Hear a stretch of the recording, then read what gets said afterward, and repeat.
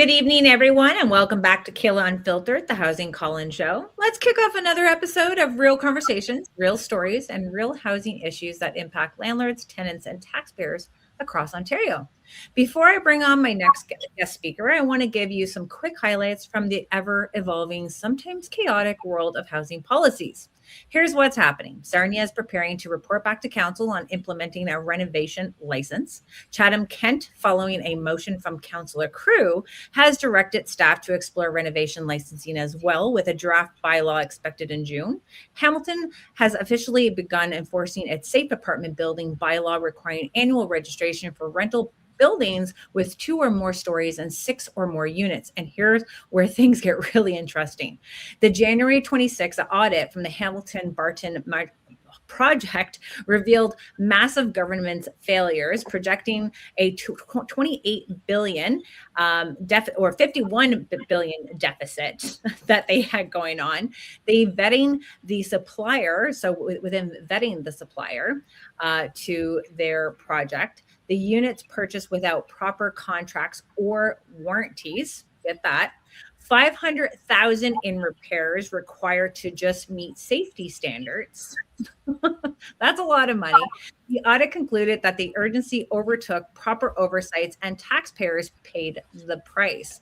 At the same time, Hamilton is now surveying residents on a proposed maximum adequate temperature bylaw that could require landlords to maintain a cooling standard in rental units. The report suggested 70% of surveyed tenants experience extreme heat issues and 98% supported cooling protections. No figures. Proposed solutions range from mandatory AC requirements to subsidies and installation upgrades. I know, it gets worse. And then we have Guelph. A landlord couple was left with nearly 6,000 in unpaid tenant water bills after 5 years, added directly to their property taxes. The city stated that due to the privacy regulations, landlords are not notified of the tenant status, and it's up to the landlords to be responsible to confirm the payments. So once again, private property owners are absorbing the risk they may not even be aware of exist. I'm sure we'll touch on this throughout the show. But tonight I'm excited. I'm too excited. But let's welcome our guest, Jordan Nieuwhof, the public speaker, landlord, and former paralegal with over 10 years in the trenches at the Landlord and Tenant Board. Jordan has stepped away from his legal representation to focus 100% on education and public speaking. He runs the Canadian platform for Sell More Offers Challenge and specializes in teaching landlords not just about what the law says, but how to present it to a judge. Because knowing the rights isn't enough, you don't know how to communicate them effectively in a hearing. Tonight, we're talking about LTB issues, non-payment of rent, which we know a lot about in Ontario, process mistakes landlords make throughout the Landlord and Tenant Board, and how to prepare for your hearing. Plus, we're going to talk about what the adjudicators are actually looking for. So how to walk in confident instead of overwhelmed, plus tools like front lobbies, monthly rent reporting, and debt reporting to the credit bureaus can help protect our property income. Jordan's mission is simple: to help you walk into a hearing room not as a nervous victim, but as a confident, prepared authority. If you're ever felt frustrated by the process, which we all have, if you have ever left a hearing thinking, I wish I've known that, we all have. If you're currently waiting on a non-payment file, we have Jordan here tonight to share his experience and his wisdom with all of us. Before we begin, a quick disclaimer: all content shared in this discussion is intended for general information and advocacy purposes only. Nothing said should be taken as legal advice. Opinions expressed here are personal views based on the publicly available information and experience. For guidance on landlord or tenant matter, please consult with a qualified legal professional. Jordan is not that today. I got you covered. A big thank you to our sponsors. front lobby, we have Landlord Credit Bureau. We also have the Canadian Tenant Inspection, also known as CTI, Coffee and Mortgages. We have Interest Commercial Real Estate. Thank you so much for all your support. The Cooperators, Ray Johnson and Associates, KW Property Management, and last but not least, Renovation Solutions. We appreciate your support for our housing education and advocacy. All right, let's get into it. It's been a mouthful, but I am excited. It's Thursday. I have Jordan, this guy I talked to on the phone, guys, and I was like, we know he went away from the legal practice. We know a little bit why. And I was pumped that he was going to be coming on for this Kayla Unfiltered. Huge shout out to Tyler Media. He's doing this background, trying to be a little professional so that we can entice our elected officials to want to come on the show one day, letting them know that we're very serious about our advocacy work and our education for landlords. But Jordan, how are you, my friend? Kayla, that was the warmest introduction of any. I am good, thank you, and excited here to talk about landlord issues right across the province. And I know you said I no longer go to the board, but 10 years of being in front of those adjudicators, it eventually wears on you, especially when there's inconsistent rulings, and it's best described sometimes as a clown show there. Oh, they call it the kangaroo court system for a reason, my friend. That's being polite. That's being polite. You came out with every color of your, like, unless you're dyeing your hair, you look great. Like, I thought you'd be beaten up a little bit more. It's taken a whole year off to recover from that nonsense when you say into the trenches for sure. Now tell me, why did you want to become a paralegal in the beginning? Well, that's actually a great question. It's a fair question. It's for the fight for justice and all the injustices that happen. When I originally started nearly 11 years ago now, it was actually in traffic. And one of my very first cases was stunt driving. And I dabbled in traffic for quite a long time. Ended up in Niagara Falls and fighting against public health for the hotels. And when I was fighting with public health for the hotels, they quickly started to get LTB issues because the police are hands off. They're not kicking anybody out. They said it's an LTB issue. So while I was doing public health and fighting for pool regulations, hotel regulations, I started the Landlord and Tenant Board and getting these tenants out. And it ballooned from there because the injustice in the Landlord and Tenant Board is like nothing seen in any other board or adjudicative process. It was absolutely ridiculous. And I spent a good 10 years in that doing it.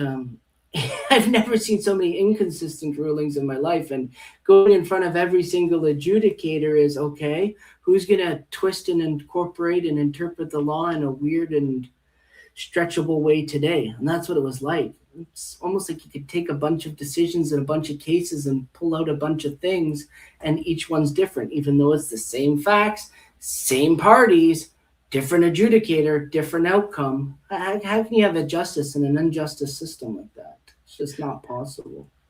And it's the lack of education that they're giving some of these landlords and tenants when they walk into the place. And that's the one thing that I see when you go in and you have an adjudicator. It's almost like they're just ready to give you the mic and just sit there, and you can spend about 3 hours just talking.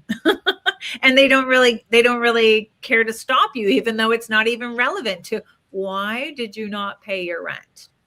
Well, it's the blind leading the blind. Not only the landlords don't have the education, the tenants don't have the education, but they push through so many adjudicators and they don't have the education themselves. I don't know how many times I was arguing with the adjudicator to pull up the law because the law is very clear on how it is written. And they would have to pause and check and go away for 10 minutes to come back and go, okay, and then come up with some sort of case law argument to support their position. Follow the law and don't twist it. If the adjudicators had go ahead. No, I was just going to say, like, are most landlords losing because the law is against them, or are they losing because they don't understand how to proceed? I think it's a fair combination of both, to be honest. If you're a self-represented landlord and it's the first time you're in front of the adjudicator, that can be tough, especially if you're not fully equipped with understanding the law, understanding the Residential Tenancies Act and all of the regulations. And it doesn't help when you get these adjudicators that are then twisting the law or making it more difficult for the landlord because their interpretation of the law is out of whack. And then each adjudicator will tell you something different. So if they were observing, which many individual landlords do, if they were observing a bunch of hearings and listening and going, okay, I'm good, and then go in front of an adjudicator on that day, and that adjudicator is saying something completely different, where do you win? How do you prepare? And I've seen that before. I don't know how many times I've seen one board member say something completely contrary to another board member, and they justify it by saying, well, I have jurisprudence, and this is my room, so this is how things are going to be done. Yeah. Well, it's almost like the way that it happened. I think this case was at the Landlord and Tenant Board about 3 different times. And it was a husband and his parents, and he didn't have a wife in the house at all. And then all of a sudden he said to the landlord that he was leaving the property. And then once he left the property, the mother, the ex moved into this home, and she was deemed to be the tenant, even though they were going through a divorce. And they gave the tenant like all this ex-spouse all the rights to the property, and here she had never lived in the property. And it's almost like the other one where it was the husband who left, and that's obviously went through the Landlord and Tenant Board, went to the Supreme Court, where they had to vouch to say that she was the tenant, she was the spouse, but I think the spouse actually didn't know that as he was giving notice to vacate, because he was the only one that was on the lease. He was actually giving away the unit, and she had to fight to say that no, she was a co-spouse and she had rights to the unit as well. And then the Supreme Court had overturned all of the adjudicators who said that she didn't have any rights to it. Like, we now have 2 court systems having to deal with simple procedures, that there's nothing ever in black and white. What would be the most concerning thing, like, out of all of the things that we can talk about at the Landlord and Tenant Board, what's the number one concerning thing that you have? Wow, there's a whole an incredible amount. We got time. We have about an hour, and we're going to have some clips. That's fair. Well, one of the biggest concerning things, I think, is the lack of judicial oversight when it comes to the board and how the adjudicators are appointed or not appointed. They don't need any legal qualification at all to be an adjudicator. They could be real estate, insurance, friend of someone, but they don't need any specific legal education to become an adjudicator. Mm-hmm. A judge needs legal training, and they need to tend to be a lawyer, unless you're a deputy judge, for 10 years to become a judge. They're trained. They're exceptionally trained. Adjudicator, not like that. Why are there not some great standards for appointing adjudicators instead of, okay, we're going to pick a hat here, let's do this one. They don't have legal background, but we're going to train them. This is how you get rulings that are absolutely inconsistent with the law. So that's a grave concern. And another grave concern is the inconsistency in how the rulings are made. A senior adjudicator can rule differently from a junior adjudicator, and they're not bound by our system unless it goes to divisional court to make a ruling. So you get these inconsistencies. 2 exact cases presented in front of 2 different adjudicators, 2 different outcomes. How is that justice or consistency anywhere across the province? And how can a landlord make business decisions when the law is so inconsistent? How would you want to change that? It's abolishment of the Landlord and Tenant Board for a proper legal system that's consistent. That's what we need here. We don't need uneducated adjudicators willy-nilly making laws for landlords and tenants when we have a proper qualified court system to be able to do that. So are you talking like small claims court that you would want people to go to, or? The argument would be that it would clog up the system. I'm not saying that we need an entirely new system like a small claims court. We need to abolish what we have right now and set standards for proper adjudicators with training, legal training, professional, and to follow a set of laws. Like, how hard is it to say, be consistent with your decision, follow the laws, and don't twist it ridiculous?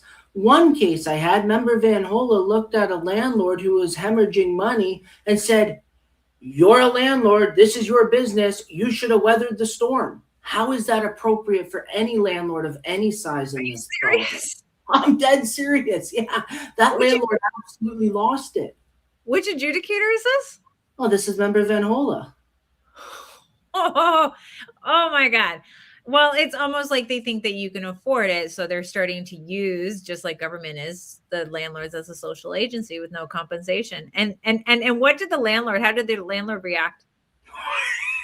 The landlord sent the most scathing possible email back to the Landlord and Tenant Board and Van Hola there, and actually got the matter recalled within weeks. It was an adjournment for a specific reason.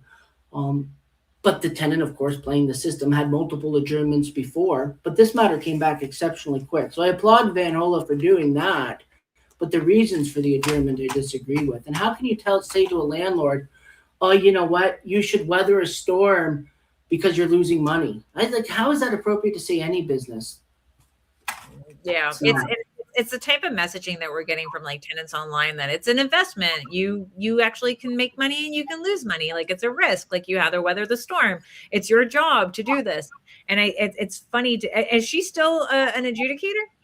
I believe today, yeah, she's still an adjudicator.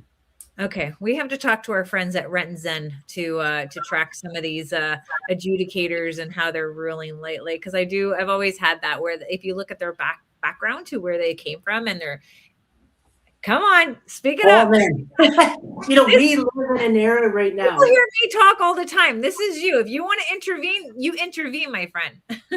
What you're saying is we live in an era right now with AI that can analyze hundreds and thousands and thousands and thousands of decisions quickly, effectively, and pull out these biases on how these adjudicators rule. And you nailed it. If you review some of these adjudicators, you'll see that they have a social tribunal background, that are obviously land or tenant friendly ruling. And you'll see other ones that are investor, that are landlord tenant friendly ruling. We have the ability today to take all of these cases, which are public and online, sort through the data, and find the bias points for each and every single adjudicator. Anyone out there capable of doing it and putting and agitating the data together should be doing it.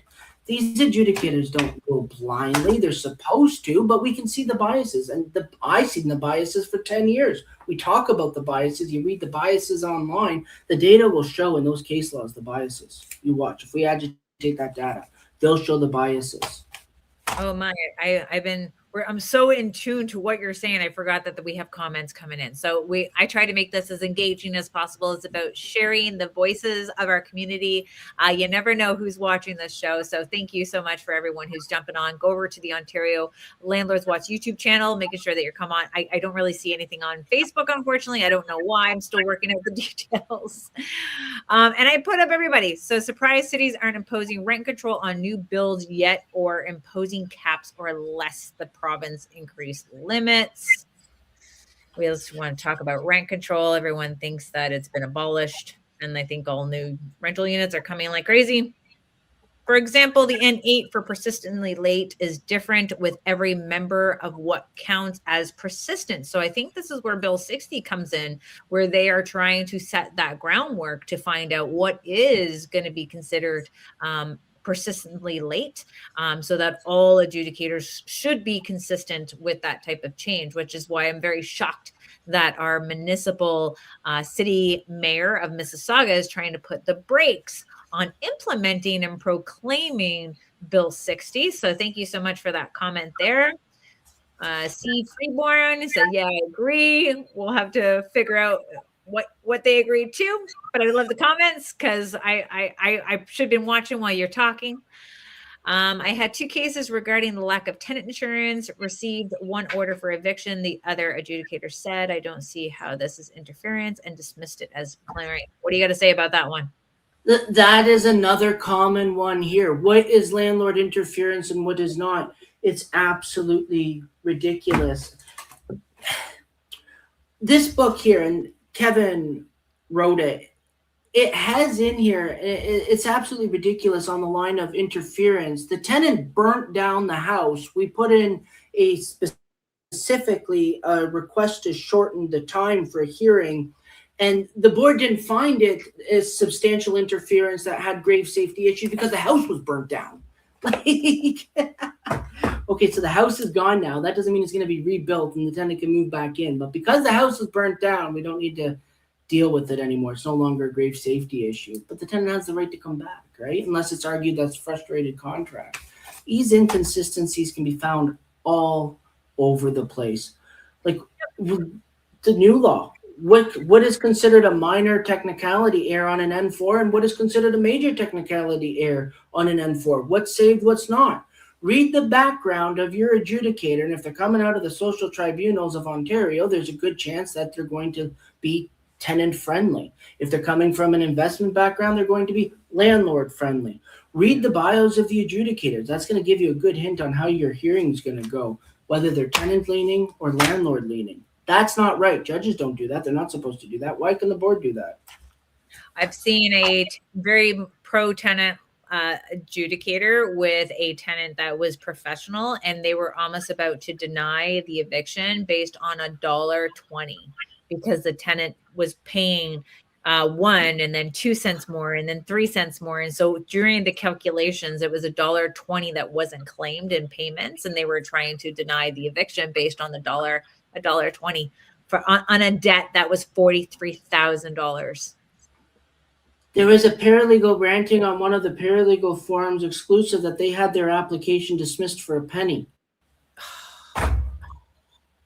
Okay. Do adjudicators expect the landlords to act like lawyers through their hearing, or like is it more like they are a little bit more lenient to the landlords? They're lenient to all, or more lenient to all self-represented parties. We're held, and adjudicators will say this through and throughout, as legal professionals, we're held to a higher standard than self-represented individuals. Where you'll get this, if you're reading on the landlord forums, they'll say that the adjudicators give more friendliness to the tenants. And if you're reading on the tenant forums, they'll say the opposite. So it seems to be really, truly mixed. I think the difference is the attitude going into the hearing on how much patience the adjudicator is going to have. If you're trying to comply with all of the rules and doing a decent job at listening and understanding, they're going to be more kind with you than the self-represented person that goes in, ignores all the rules and starts yelling, screaming, and crying, which we see from both sides of the fence. They're going to get a lot fewer of the adjudicators' patience. And if you come in with organized documents, that seems to put a smile on the adjudicator's face. If you come in with everything all mixed up and it doesn't look like you're taking it seriously, they're going to show you the door really quickly. Their patience is just kind of gone. So I think it really depends on the attitude of the party going in and the adjudicator's mood on that day. There's some of the adjudicators that I've been through before, I'm like, oh, this one's always pleasant. It's going to be good. And then you go in and they're like, they take no shit from anybody whatsoever. You're right. Like you can already see when they already look, whatever happened to customer service? Landlords are supposed to provide customer service. I expect customer service from our adjudicators as well. Be a little friendlier. I know they have to deal with a lot, and you get to hear a lot of the sad, sappy stories that they have to make it look like they're listening to it. But I think there needs to be a time frame in which they allow parties to duck, and they got to learn how to be like a Judge Judy and cut them off. And some adjudicators are really good at keeping them straight on to the point, and other adjudicators will allow any party to ramble and ramble and ramble and ramble. And then everybody else waiting in line, I'm sorry, we ran out of time. You'll have to come back. Don't get me started on that. And I think that's where we're getting a lot of adjournments happening and tenants knowing how to get adjournments. So we'll get back to that. Remind me to get back to that. What's the single biggest mistake landlords make the moment rent is late? Believe in the tenant.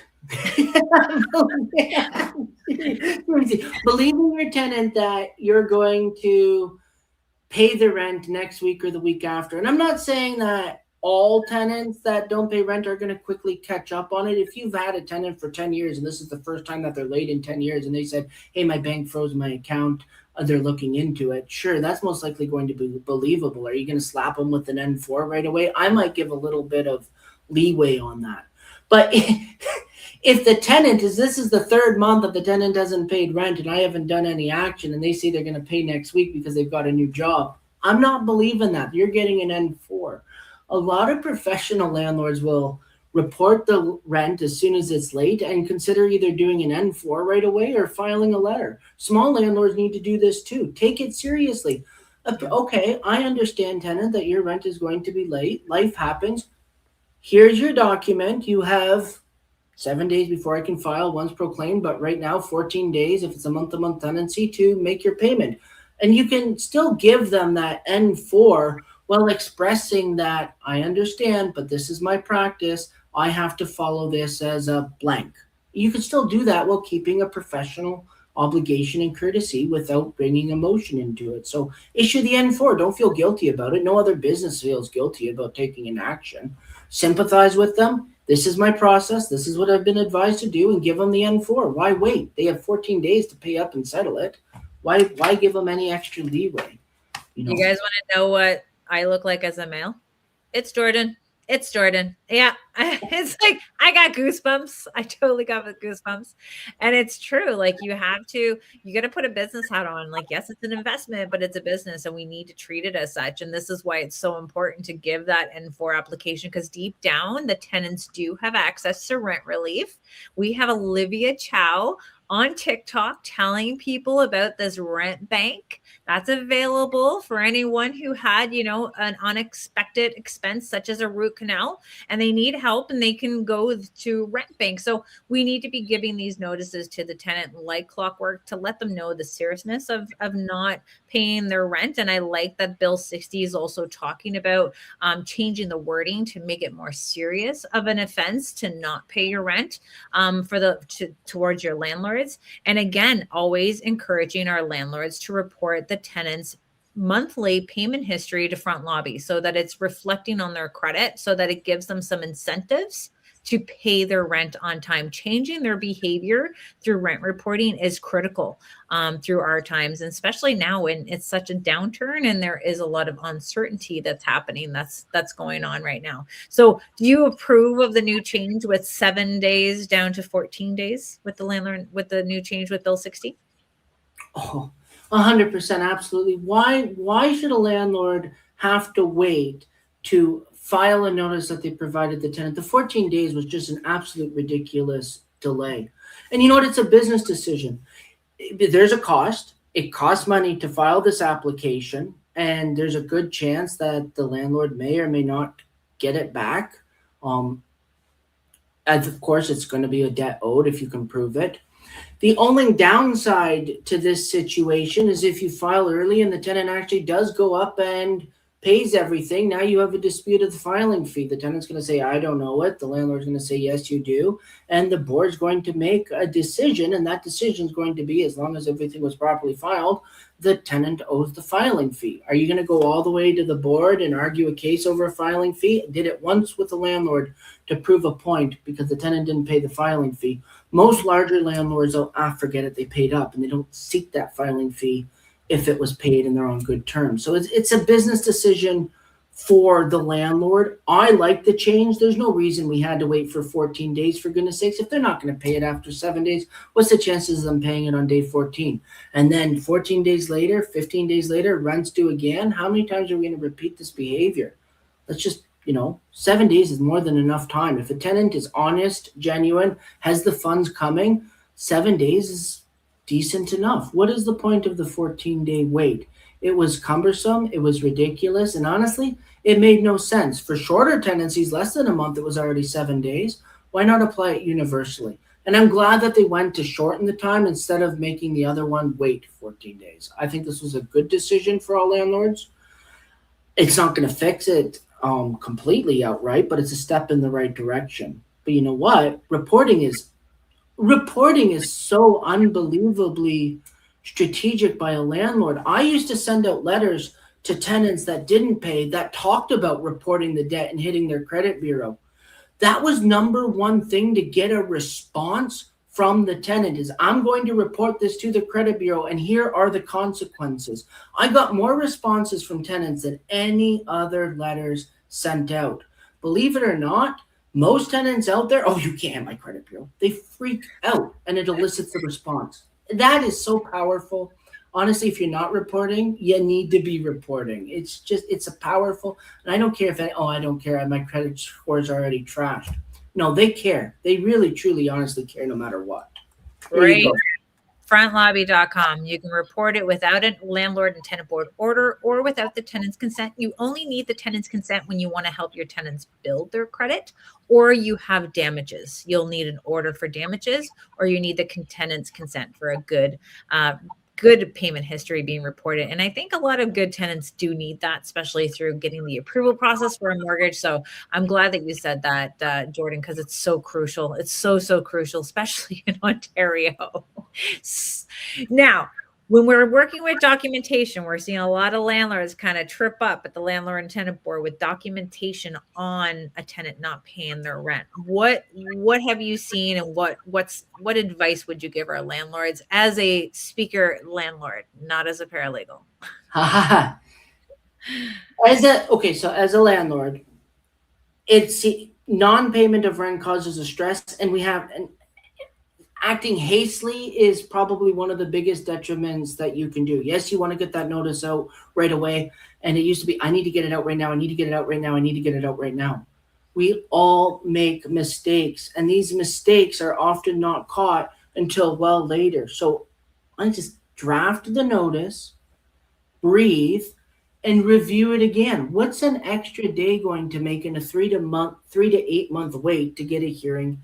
Anyways, to be honest, an extra day or two is minuscule compared to the entire process. So you want to make sure that your notice is 100% correct, no errors in it whatsoever. And that does mean drafting it, taking a step back, coming back to it, ideally a day later, maybe several hours later, and reviewing it all over again. What I did is draft another one. Yeah, it's a little bit more work, but draft another one. Compare the two. Are there any errors? Go through them and then send the notice out. To be honest, it's better to wait one more day to make sure that the notice is perfectly correct than it is to go, I need this out in an emotional hesitancy and push it out and you realize that the postal code's wrong or it wasn't signed or the date's wrong. Simple, silly mistakes that could be completely avoided if you take the emotion out of it. How often are cases dismissed over these type of technicalities? They used to be dismissed all the time. Any technicality error, great way to get it off the docket. And let's be honest, they're backed up. The adjudicators are backed up. They have a docket that's more time than they have in the day. If I can clear off a bunch of matters because they have technicalities, that's great. That's excellent. I can get through my entire docket. So what are you going to do? You're going to scratch them off because they have technical issues. There's an incentive. They don't come back, right? So I used to see it all the time. You sit there and in preliminary issue after preliminary issue after preliminary issue. The law was supposed to change that, but the adjudicator has so much deference on what a major error is that they can still go, okay, I find that confusing to the tenant because you reverse the date or the amounts off, therefore I'm dismissing it. There's no higher level court to determine what a serious error is or not. So the adjudicators still have the deference to dismiss the matters, and they're still being dismissed. If it's a minor technicality, the adjudicator might let it go through. But if it's a busy docket and that minor technicality looks like it could be interpreted as a major technicality, go back to the line, start again. Dismissed. So yeah, it happens. I've had it for postal code issues, forgetting the unit number, landlord's not signing it. The big question here, Kayla, is if you notice that your notice is defective and you've already waited 6 months to get in front of the adjudicator, do you withdraw that notice and start over now, or do you allow it to get in front of the adjudicator and hope to mediate out with your tenant or hope to come to some sort of agreement to end the tenancy or a payment plan? Landlords often came to me at the last minute, the final hour. Their hearing is in a week or two. I need representation. Whatever reason they slept on it, they did, but now it's important. Business practices back in their mind. Who knows? But when there was when the notice was defective at that point, we had to make a decision. Number one, I had to tell the landlord that the notice was defective and there's a chance it's going to be dismissed. Once we got through the complete upset and swearing at the board over technicalities like this, we had to make a business decision. Do we withdraw the notice or do we allow it to proceed? I always allowed them to proceed no matter what. What's the point of withdrawing this when if we go to the hearing, we could possibly possibly get an agreement to end the tenancy. We could get an agreement on a payment plan that we know the tenant's never going to satisfy, but allows us to file for a breach right away. And if we could resolve it that way, we didn't have to wait the 6 to 8 months to come back. So if you're in that situation, be more creative to resolve it. Attempt to negotiate to end the tenancy, attempt to negotiate a payment plan, do something so it doesn't get in front of the board member where that technicality is caught, because it was quicker to get them up on a payment plan that we knew that they were never going to satisfy and then evict them that way than it would be to withdraw the application, come back, and start over again. It was always quicker to get them either to agree to end the tenancy or put them on a payment plan that we know nobody could satisfy. That was ideally the best strategy. And then, you get them on a breach and then out they go. The problem is when the tenant never showed up, that's when you're stuck. There's an error and I hope the adjudicator doesn't catch that error. But as a licensee, we had an obligation to present it to the board member. You're supposed to present your errors to the board member. Yeah, I saw that face. I'm showing you my Law Society obligations here. Well, because we're supposed to act fair to the administration of justice. So your legal representative is not supposed to game the system. It's not legal for them. I know. Self-representative can game the system. Can I be the landlord presenting myself, but I have you in the back room there, and you're I got a little earpiece, and you can tell me would that work? I used to play in the background a whole heck of a lot, never actually in the room representing a lot of landlords, but I would be in the background, not during their hearing, but leading up to it on strategy and everything else, because not every landlord can afford to actual legal representation. So I did have a package to help guide them through those issues. And sometimes you have to jump in if it's going really south to go, whoa, I'm not their legal representative right now, but this is definitely going south. I'm gonna have a minute to converse. That was important. But yeah, do you dismiss your notice if you know it's wrong, or do you continue? I allowed them to continue every single time. What's the point? No, even if you didn't have any errors in your paperwork, and would you always agree to mediation, or would you rather go to the adjudicator? So that's a great question. Did I always agree to mediation? Oh yeah. Every single time I agreed to mediation. And here's why. Not always necessarily to mediate. If I could agree upon some facts, great. The tenant can't argue it later. But I wanted to hear what the tenant was going to say before we get up there. So I can now prepare lines of questioning well in advance. I could know if they're bringing up the, holy crap, my oven stopped working today. Well, I know now that I got to prepare for Section 83 and call the landlord and go, what the hell do you mean the oven's not working today? We did an inspection a couple of weeks ago. Now backtrack a little bit. Section 83, what's the Section 83? Hey, great question. Section 83 is where the board is allowed to deny your eviction. Well, there's several sections to Section 83, but the one I'm specifically referring to here is the board is allowed to deny, actually mandated to deny your eviction if you have a serious breach to your obligations. And that's often vital services, heat, water, oven, if you were to provide it, electricity, and serious maintenance issues. Mm-hmm. Those you need to, before your hearing, make sure that all of those are in order, because the board member has obligated under law to deny if they find a serious breach. So I always told all my landlords, do a maintenance inspection 2 weeks before the hearing and make sure everything's good. So if we had that surprise that the oven doesn't work, what do you mean the oven doesn't work? We were there 2 weeks ago. You never brought it up then. Is it a serious breach because the oven isn't working on the day of the hearing? No, not necessarily. If the landlords first became aware of it and now on the phone getting the technician out there, it can't be a serious breach. The board members know things happen. If it's an oven that hasn't been in the unit for 6 months and you're supposed to provide one, you're in trouble. Same with heat and water and all that sort of stuff.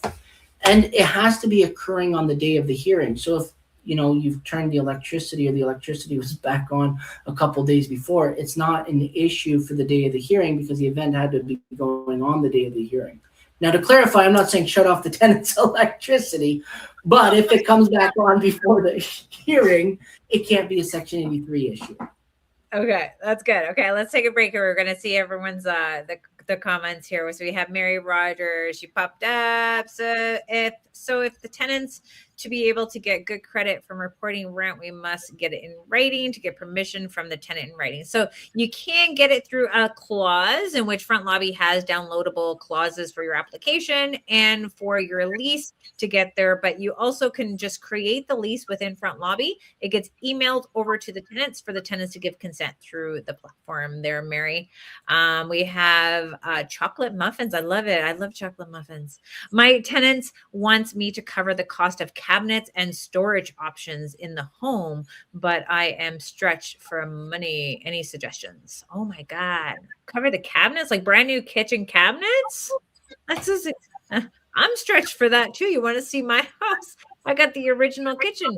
But you should see my tenants though. They have nice kitchens. What do you say? What do you think about that there, Jordan? I used to get those requests all the time. If it's fit for habitation, just because it's old doesn't mean it needs to be replaced. You have no obligation to replace the cabinets and provide storage if everything is in good order. And if it's fit for habitation, both physically and mentally, does it make a business sense to upgrade it? No, not with the tenants in there. Why would you want to put in and reduce wear and tear and depreciate the kitchen cabinets and the storage option while the tenant's in there? That's a renovation you would do after the tenant moves out. Is the tenant really going to be that upset that they leave? Maybe. What if there's a possibility, thinking hat going on here? What if there was like an L10, I believe it is, for you're providing an actual service? Could they agree as a landlord and tenant to increase the rent on the unit if the landlord was capable of doing the cabinets and extra storage and options? Oh my God, the theory trap. Yes, in theory, you're 100% right. Yes, absolutely. How would they protect themselves? How would they protect themselves? Because I've seen it where a landlord, a tenant offered them to, I'll take this down here. They offered the tenant saying, I need to come in for personal use. They offered to pay more. The tenant paid that more up until literally 2 weeks shy of the 12 months, and then claimed that the landlord had increased the rent illegally. And that has happened a lot. And what you are doing is you are leaving it up to the adjudicator to determine the legality of your agreement. And if you get a social friendly adjudicator, you're kind of screwed. And then what are you going to do? Pay out to go to appeal court because they made a bad and stupid decision on a lawful agreement? Why would a landlord in this legislative environment dare set themselves up for that type of risk? Do not do it under any circumstance. Yes, in theory, Kayla, you're 100% right that they can make that agreement and that can be done. But if they go ahead and challenge it, you have to defend it. And if you get an adjudicator that decides to interpret this wrong or find the agreement not correct, you're on the hook for the return, or you're on the hook to pay lawyers for a big appeal and a lot of time. So yes, in theory, 100%, you can do it. Why would you want to absorb that risk? So chocolate, you say that there's no cabinets or shelves right now. That's the difference. Are we talking about cabinet, like kitchen cabinets, or just like extra storage in the rental unit? Like give us a little bit more there. We're trying to help you out. And if not, we'll definitely put Jordan's contact in the comments here, so you can reach out to him if we don't get back to you. But please let us know. Let's talk about that for 2 seconds, because in the Residential Tenancies Act says even if there's a deficiency that the landlord and tenant is aware about before the tenant moves in, the landlord is still responsible for fixing it. Kayla, I agree. We don't have enough context here whether the kitchen cabinets are supposed to have cupboards or not, or shelves or not. If they're kitchen cupboards, like, your typical installed kitchen cupboards that manufacturally, what a word. But if it had manufactured installed shelves, the landlord's obligated to replace those shelves 100%. The board's going to find that a maintenance issue. It was installed with shelves, it needs shelves there. That's like supplying a fridge and removing all the shelves and go, well, you have a fridge. No, it doesn't work like that at all. But if this is different, if this is like, an empty closet for a food pantry and it doesn't have shelves, that's a different story. Because it wasn't manufactured. I'd love to see more on that. It's almost like taking a rental unit that had like very small kitchen and now all of a sudden they need more storage to it. Now they want something more, maybe. I don't know, but we'll keep an eye in the comments waiting for that to happen. So Ezra, I know I love that we have so much to talk about, and I want to make sure we try to cover and prepare everybody going into a hearing as much as we possibly can. So what should their evidence package look like? So we'll talk about non-payment of rent, because I think we're talking about non-payment of rent for this segment. And I swear, Jordan, you better be coming on probably next week. So we're going to I'm pushing for next week. We're having Jordan back on again. It's going to be like the Kayla and Jordan show. Kayla, I will change this logo. I'm going to provide your audience base with an evidence template that I use. So I'll email it over to you. Oh, that is awesome. And it has what you should have in your evidence, so everybody can get it. However you send it over to your subscribers for download, we'll get it off to you. You can send it to them. It's plug and play for the landlord. Super beautiful. If you didn't retain me and you use me for coaching, this is what I send all my clients. I'm glad to share it with the community. But let's talk about what it needs to include. Yeah. Non-payment of rent, essential elements. This is about non-payment of rent. It's not about behavior or any other issues. So number one, what you really, really should have is a rent ledger, and not a shoebox rent ledger, not written out rent ledger, an Excel rent ledger, or I don't know, Kayla, does Front Lobby keep track of that sort of stuff on payments? I know Landlord Credit Bureau, I just don't know it's downloadable yet, but don't worry. I'm taking all this information and giving it back to the team because I think it's very, very important to have that for landlords. Excellent. So the rent ledger is most important, and not a written out one. If it's written out, like, hand paper, it upsets the adjudicators. Is it legible? Is it not legible? Yes, you can use it, but we prefer to see Excel files or one from a software. So you need a rent ledger. And how far? That was a good question. How far do you go back? I like to have gone back the rent arrears year, so the issue of the year of rent arrears, and then 1 year prior to when they were paying. That's how far I like to go back. You don't need the whole history of the rental unit, just when did they stop paying and the 12 months before. That was a good rule of thumb. I liked it because if there was a history, I could show a history. If there wasn't a history, then I can ask what was going on and explore why they were paying rent before and they're not paying now. So rent ledger is important. Do you put in your evidence brief a copy of your N4 certificate of service and application? I did. Why did I do that? Because I'm serving that on the tenant. And what I'm doing is I'm preventing the tenant's biggest adjournment request.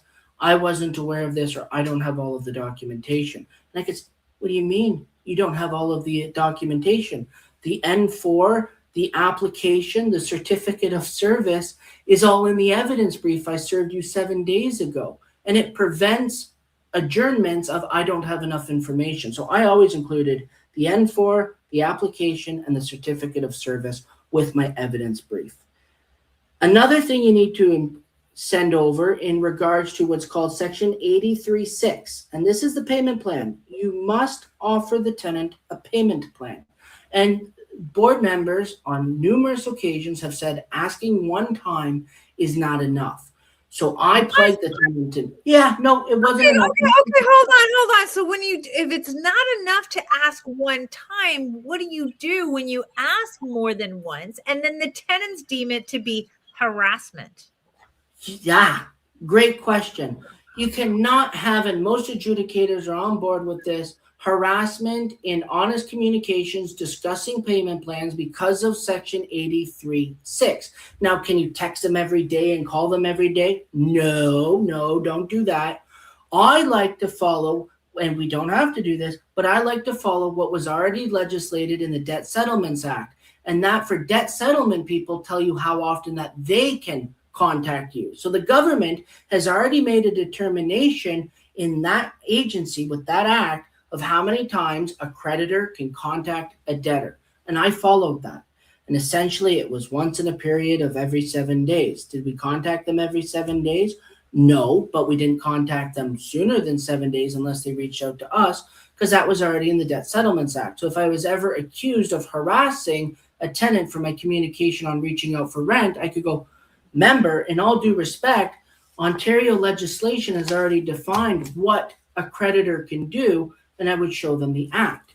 Now, does the adjudicator have to follow it? No. Does it set it up for appeal that it can't be harassment? Oh, heck, it does. I always had a copy of it. Never been accused of harassment, because most adjudicators would stop, well, you owe the money, he's satisfying section 83.6. So how often would I communicate? As soon as the rent is late, I'd often send out communications, and then I would send the payment plan completed. I would complete a payment plan for them, send it out with the N4. Hey, let's talk about the rent. I would send it out again at the time I'm going to file the application. Hey, I'm filing this application. Let's talk about the rent. And then I would send it out depending on the length of when I get a notice of hearing, once or twice in that time. Now with electronic hearings, we would schedule the hearing and we would get the notice. I would send that notice of hearing to the tenant again with the payment plan information going, hey, we have a notice of hearing on March 16th. Here's the payment plan information. And then I would do that one more time when I sent the notice of evidence that I'm required to reach out and serve them evidence. I would send them, hey, we're still willing to discuss the payment plan. Here it is. Why did I do it overkill? Because you don't know what the adjudicator is going to determine. Of who you're going to get. Exactly. Well, I could never be accused of not communicating enough because we logically responded so many times where it made sense. And I can't be accused of harassment because the Debt Settlements Act already protects me. If it's not harassment for that creditor, how can it be harassment for me as a creditor? I bind the adjudicator to think twice before finding me in breach of the act. So, okay, what else do we need? Section 83.6 needs to be in there. Any communications you have need to be in there surrounding the rent payment, whether it's text messages, emails, things like that. Anything to do with rent and all those attempts, you need to include it in your evidence. Finally, I always included repair and maintenance. At the very end, our last scheduled inspection, generally 2 to 3 weeks before the hearing. Why? Because if I don't disclose it 7 days in advance of the hearing, I can't use it. So I like to have disclosed the repair and maintenance to show that there's no issue. I would always serve it. If I didn't get a Section 82, would I upload it to the board? It depends. If the tenant was a good tenant, we had cooperation, we have an agreement, I generally wouldn't. Sometimes I would. If the tenant had no communication, I'm disclosing it. If the tenant has played games, I'm disclosing everything, including the repair and maintenance. And then all of my certificates of service, I also put in my evidence binder. Why did I do that? Because when I'm going through the hearing, I make it easy. The board member is going to go, hold on, when was this served? Member, turn to page 6 of the evidence binder. The certificate of service is right there. And it made it easy. They appreciated it because we could go back and forward. They didn't have to go to TOPS and try to find a document number. It was right there in the evidence binder. We could go back and forward. It made the hearing so efficient. And the adjudicators loved it because of the efficiency it brought to the hearing. They didn't have to go on to TOPS and locate certain documents. It was all right there, beautifully laid out in one document. That template I'm sending you has those all beautifully laid out. And then you add it. Yeah.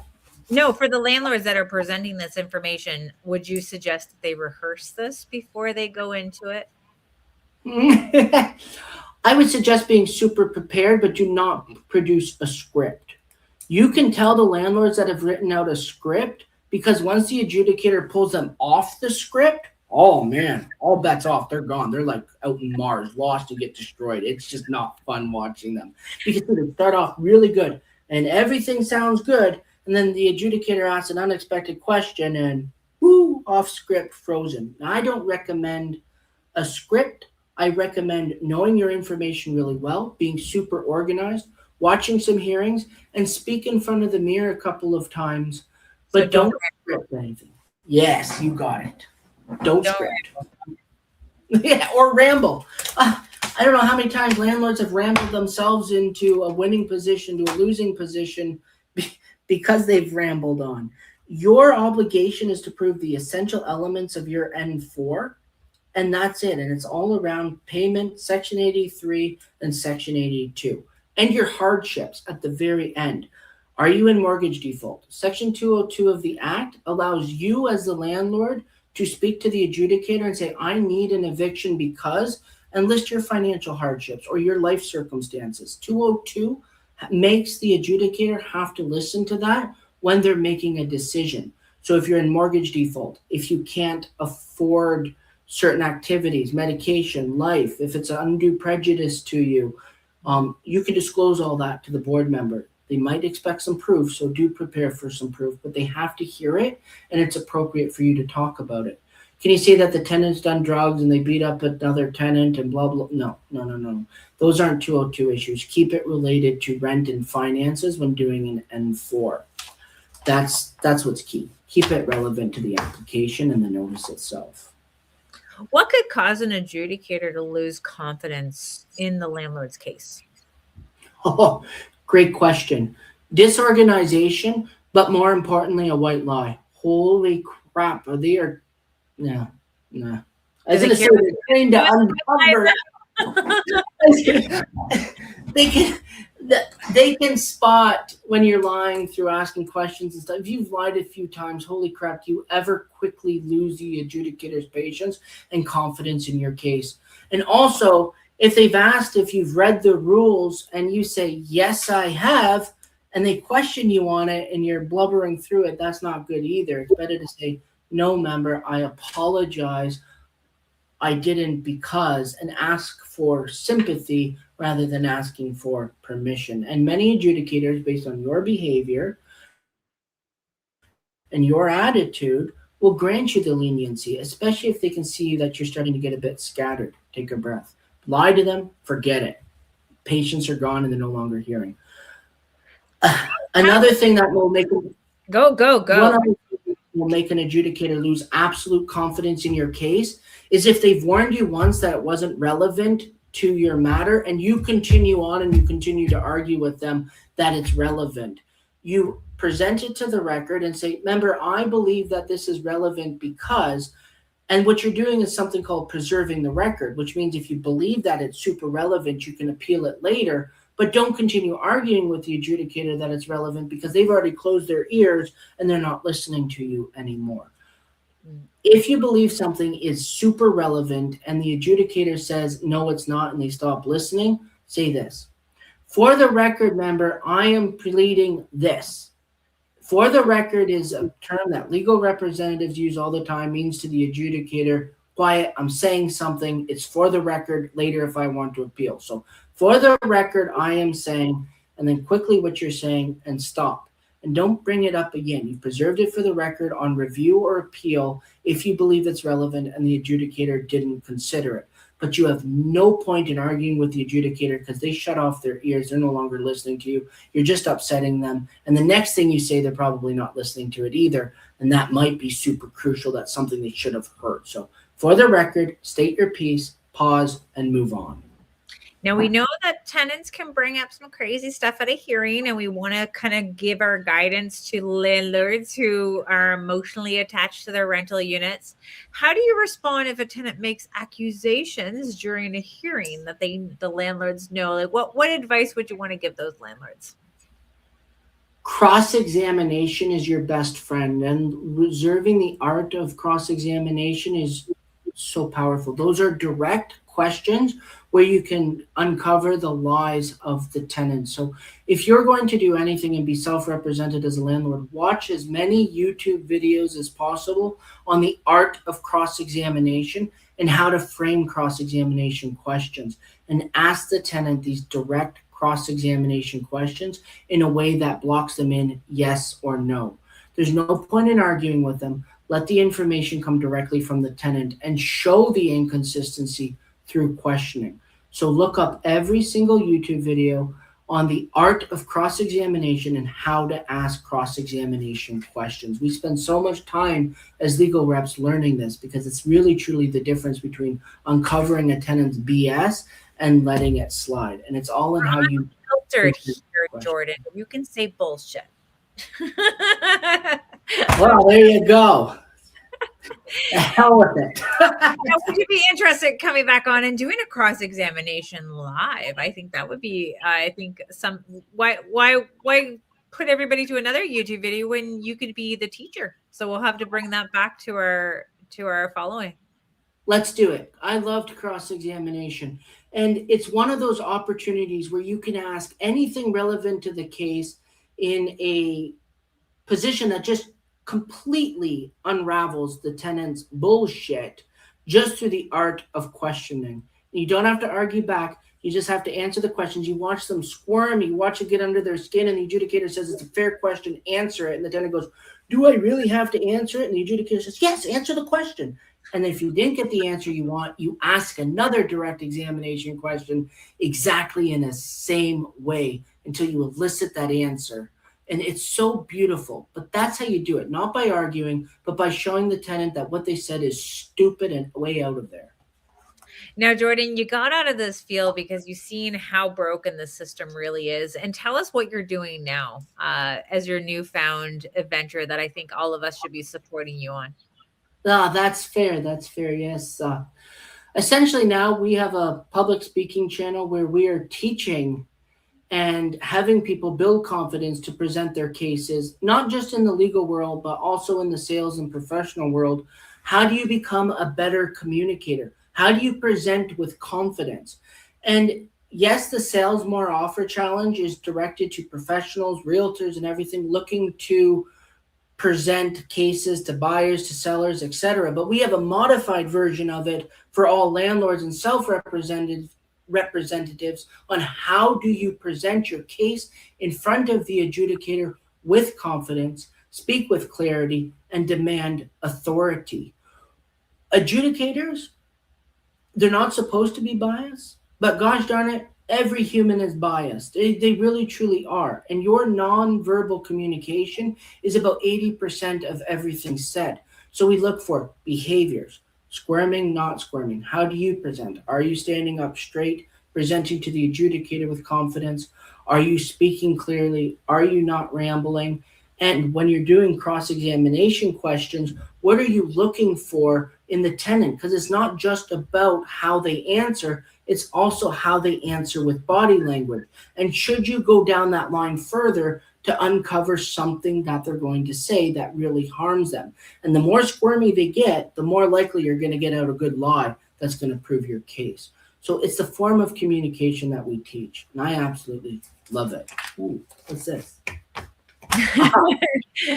I know. Try to keep up on the comments here. I know that we'll make sure that Jordan and I are following up with all the comments from this video. And thank you for everyone for commenting. And definitely, I think we should do like a private webinar. Hey, Jordan, you up for that too? Just to give everybody some more guidance, because I think we're only touching on what they need to learn just for non-payment of rent, for God's sake. So I definitely think that there's so much education is the key, especially in this industry. And it's so sad to see that our tenants know a lot more about how to proceed than our landlords do. So we want to make sure that we're giving you the right people to help guide you through this crazy process. It is a good business to be in, but we are going to come up against, tenant unions who are just thinking that landlords are a social agency for the government with no compensation, unfortunately.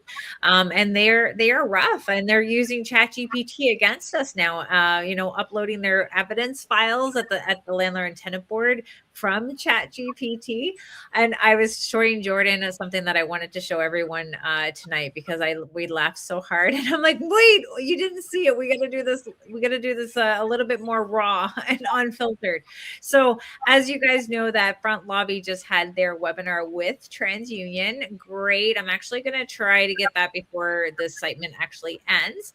But we do have a little bit of conversation starter that happened on to Ontario Ontario Landlords Watch public page. So we have our public page and then we have our group. And what had happened is that we had this tenant because he was angry. He was very, very angry. And he was obviously thinking that landlords should be providing free services and free rent and everything in between that. And he obviously was upset that Front Lobby was having this webinar with TransUnion, that he came onto this page. And obviously I shared it onto Ontario Landlords Watch, and anyone wants to watch the legit webinar that was hosted with TransUnion, I'm posting that into the comments here. But this was the picture. I was supposed to be a part of it. I was in Hamilton with my husband. We were at a specialist appointment with that he had a stroke, so we had to see the doc on that. So I wasn't able to make it, but I was supposed to be a part of it.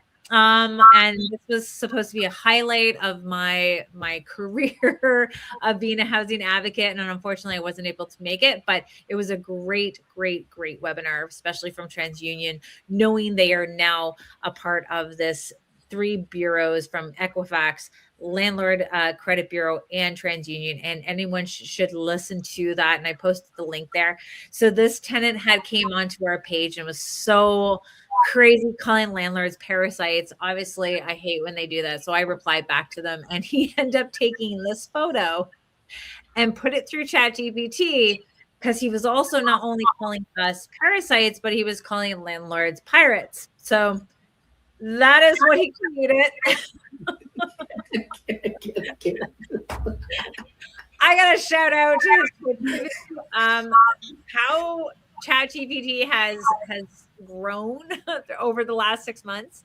And I found this fantastic. And I just thought that, it was worth highlighting, because it got to show how, the professional tenants are so angry that credit bureaus are now identifying rent payments to be a part of their financial risks, and that you can't get away with not paying your landlord anymore, because you will be reported to the credit bureaus.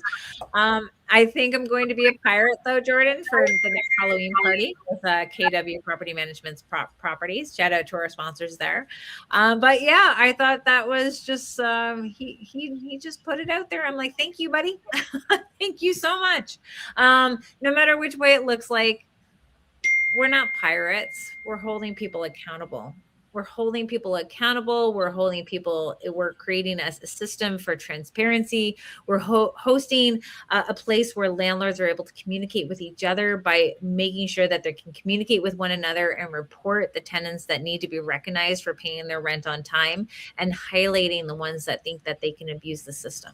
And this is what Front Lobby does. And that's why they've been recognized by Equifax and TransUnion and the Privacy Commissioner of Canada. So this is the key factor that every landlord needs to be a part of. And I know it's just a small fee for a membership to be a part of Front Lobby, but we need to be incorporating that into what we do as landlords. We need to be professional, and we need to make sure that we have the tools at our disposal, because guess what? The government is very slow to listen. I love that they're listening now with Bill 60. I think it's only a haircut. I think we need a lot more. And I'm glad that Jordan is here with us today, because he's highlighting the broken system, and he's highlighting the fact that we do need to have a reform of what the Landlord and Tenant Board actually is. I think we need to see new faces as the executive directors of the Landlord and Tenant Board, and see some massive changes that do protect the housing providers who are providing housing to the people who can't buy, who, because of the reason they don't want to, or they don't have good credit, or they don't have a good job, or they don't have the down payment. Private housing providers are a necessity to our community. And I know that we see more and more landlords exiting long-term rental units. And it's sad to see that after so many years of us, being able to put everything on the line and our risks, but we do need to know that we have professionals in this industry that we need to listen to. And I'm glad that Jordan's here today. Now, Jordan, if you had an elected official in front of you right now, what would you want them to change in order to make it fair for the good landlords and the good tenants, and especially our taxpayers? Because I don't think taxpayers understand what they're paying for because of the mismanagement of failures of the housing at all levels of government. Yeah, the sad thing, Kayla, that you said there is you said elected official, because the Landlord and Tenant Board, the bureaucracy of the board, has layers of players that are not elected and do not go through government changes. So who are they responding to? Who are they listening to? The problem with bureaucrats is they can become absolute power, and absolute power corrupts absolutely. If I was speaking to an elected official right now, it would be go in there, overhaul the board, scrap out the bad players, eliminate some of the terms of the worst offending adjudicators out there, eliminate the bureaucracy, and start something listening to the tenants of Ontario and the landlords of Ontario, and follow the jurisdictions that don't have this mess. Remember, Doug Ford said it himself that we are one of the most over legislative jurisdictions when it comes to housing power. That is coming from our government. So if he's listening and he's recognizing that, fix it. Get on board with it. Abolish the LTB system. Come up with a system listening to all of the stakeholders and balance our laws so we create an incentive for investment here. Not every single tenant is a bad tenant. Not every single landlord is a good landlord. But we need to be able to have a system that actively eliminates the worst offending slumlords and the criminal tenants. And there's a ton of criminal tenants out there. There's a ton of slumlords out there. The system isn't working for either. And all that it is doing is penalizing and punishing good landlords and good tenants. And we need an overhaul of the entire legislation to make it work for the taxpayer base, for us stakeholders. Remember, we're the true stakeholders of the system. We're either paying in it by being tenants, we're investing in it, or we're providing services. They need to listen to us, not the bureaucrats, not the elected officials inside that have their opinions, but us as all the stakeholders in this province. And that is why we need a system that works for everybody. And the current one is broken. Years of talking about change, years of nothing changing, government officials coming and going. Who's not coming and going? It's the damn bureaucrats at the top, and those people need to be eliminated. I love you. You know what? It was well said. It was well said. You got to see like the city councilors of Ottawa taking pictures of tenant unions, supporting tenant unions, disregarding that they're supposed to be representatives for all landlords, tenants, and taxpayers included, and just knowing that the division is actually breaking our housing system even more. And this is why this gentleman who did create that little ChatGPT image, I've invited him to be on this show. I wanted you, I'm like, you had so much to say with your ChatGPT, taking everything that I said with facts and not gaslighting. And instead, he did not want to come on the show. And I think it's important. Like, we want to hear tenants too. So if you're a tenant, I want to hear what you have to say, because we do know we have bad landlords out there. But usually through the process is that bad landlords go out of business because of the fact that we had the supply and we have the options for these type of tenants. And we became a country that was taking in way more people than we can actually house. We took the schools had taken advantage of international students. And so this had really caused that influx of rents to now increasing. And now we're seeing such an influx of landlords now struggling to find quality tenants, and tenants now have the ability to negotiate a lot on their rent. So again, it comes down to just bad housing policies, elected officials not listening to us. And why they're not listening to us, it's more on the fact that there's elections that are coming, and it's about the political theater that they're trying to do deep down. And we need to start pulling our efforts together. So stay tuned. We're going to be having a little intake form. I've never wanted to be an Ontario Landlords Watch paid membership. It's never, ever going to be a paid membership for our landlords, but I do need to know how many landlords are out there, where you're located, what information you want me to share with you, because like I mentioned in the beginning of this call, is that there's a lot of movement happening at the municipal level, which is giving you some scariness from renovations, safe apartment licensing, water billing, everything like that. I want to make sure that we're getting that information out to our landlords in those areas. So we're going to do an intake of who you are, where you're located, where your rental units are, so that we have a better way of communicating with each other, not just on Facebook or TikTok or LinkedIn. I want to be able to, hey, if we need to do a mail out to you, I want to make sure that I can get that information to you. If we can phone call you and let you know what's happening at your council, I also want to do that. And definitely a part of our newsletter that I want to create for our community so that you are on the go. And I would love, Jordan, for you to be a regular blog writer for this newsletter as well, because it's about education for our community. And it's so, so important. I really want all of our members not only to get educated, but I want you to know the importance of advocating for this industry that we love so much. And we love it because we are good landlords and we want to provide great units for our tenants. And we want to be able to provide our elected officials with solid advice from people who are in the trenches, like you, Jordan, like myself, being a landlord, and everyone in our community. Jordan, if you can give a bit of advice, and I want you to make sure that you get your contact information. I want you to put it in the comments as well, Jordan, for everyone to contact you so we can follow you on your new journey and support you and contact you, because I love what you're doing as well. And we need to support each other in this crazy world of real estate. Yes, that's fair. I guess the most important advice to any landlord, and it's cliche, but the knowledge is power. And it really, truly 100% is. The fact that you're watching this, you're learning is great. You're consuming the resources to make you a better landlord and to fight against the corruption of the system. The more you know, and the more you study the Residential Tenancies Act, the more you can get around the loopholes of the bureaucracy, the more you can protect yourself from the absolute ridiculousness. So it's important to be educated and be involved. We can't be sitting there quietly. So every letter you write to your MPP, whether it falls on deaf ears or not, is important. Every one of these communities you engage in is so significantly important. We need our voices heard at all levels of government. And as a stakeholder, you need to be involved. Write a letter, chat, bring this to attention. So consume more knowledge and get more involvement. Don't sit on the sidelines. We're going to continue to advocate for change.